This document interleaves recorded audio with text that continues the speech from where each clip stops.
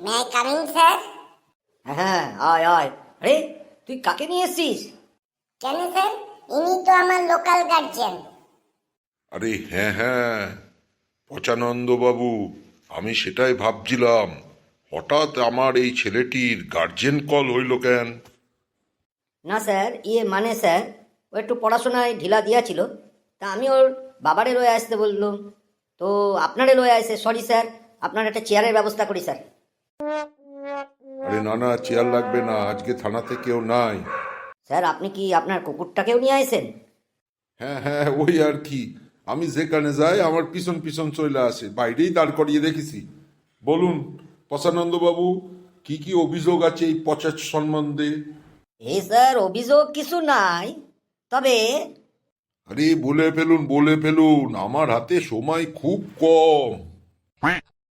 ওই গত ডিসেম্বর মাসে একটা পরীক্ষা লইয়াছিল, শর্ট টার্ম বলে।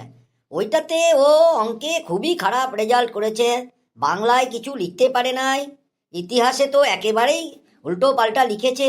ওই জন্যই আমি কয়াছিলুম যে তোর পিতাজিরে নিয়ে আসতে। একেবারে ঘাবড়াবেন না, আমি সব বুঝাই দিমু। আসলে ইতিহাসটা এখন আমরা চেঞ্জ করতে বসেছি।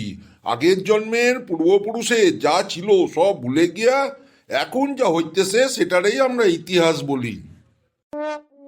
আর রইল গিয়া অঙ্ক, ওইটাও বুঝাই দিমু আমি। আসলে আজকালকার দিনে আপনি আরে টাকা পয়সা দিবেন, যদি হিসাব চান তাহলে হয়ে যাবে মুশকিল। বলে হিসাব আমি কেন দিব, টাকা আমার। ওই জন্যেই তো ছেলেগুলোর সব মাথা খেয়ে গেছে। ঠিক আছে ঠিক আছে, সমস্যা নাই। আর কিছু? ও হ্যাঁ, রইল গিয়া বাংলাটা। বাংলাও আজকাল বুঝতে খুব কষ্ট। সেই আমাদের সময়কার আদর্শলিপি কিশালয় ও সব কোথায় গেছে। এখন আজকালকার দিনে সিনেমা দেখা ছেলেগুলোর 12টা বাজিয়া গেছে।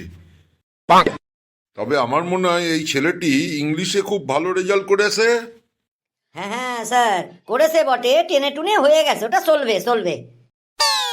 হ্যাঁ আমি জানি, আমি যাদের যাদের লোকাল গার্জেন না, আমি তাদের বলেছি ইংরাজিটা খুব ভালোভাবে শিখবি।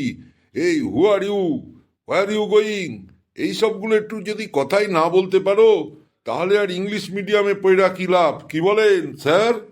হ্যাঁ স্যার, পরীক্ষায় আমারে গোট সম্বন্ধে লিখতে বলেছিল, আমি খুব সুন্দরভাবে লিখে দিচ্ছি। আসলে কি বলেন তো, ইংলিশ খাতাটা তো আমি দেখি নাই, অন্যান্য খাতাগুলো আমি দেখি ইংলিশটা বাদ দিয়া। ইংলিশ স্যার সেইরাম হইলে অবশ্যই আপনারে কইবে। আরে না না, আমার আর ডাকার দরকার নেই। এই পসা, গোট সম্বন্ধে কি লিখাছিস স্যারকে একটু কয়া দে।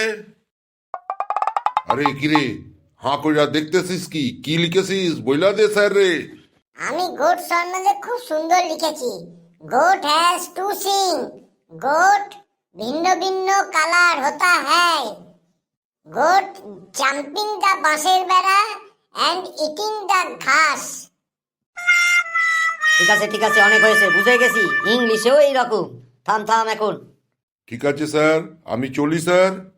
ও আর একটা কথা স্যার, আমি এই স্কুলের 10 জনের লোকাল গার্জিয়ান। আমারে ডাকার আগে একবার কল লাগাই নিবেন, আমি সব সমস্যার সমাধান করে নিব। কোনো সমস্যা নাই স্যার, ডোনেশনের ব্যাপারটাও সমস্যা নাই, আমি এদের হাত দিয়া পাঠাই দিব স্কুলের ব্যাপারে। ইয়েস স্যার, কোনো সমস্যা নাই স্যার। স্কুলের ডোনেশনটা না হলে আমরাই বা বাঁচবো কি করে? আমরা না বাঁচলে ছেলেগুলো বাঁচবে না, ছেলেগুলো না বাঁচলে আপনি বাঁচবেন না। এটাকেই তো বলে সাইক্লিং সাইক্লিং। ঠিক আছে তাহলে আজকে যাই।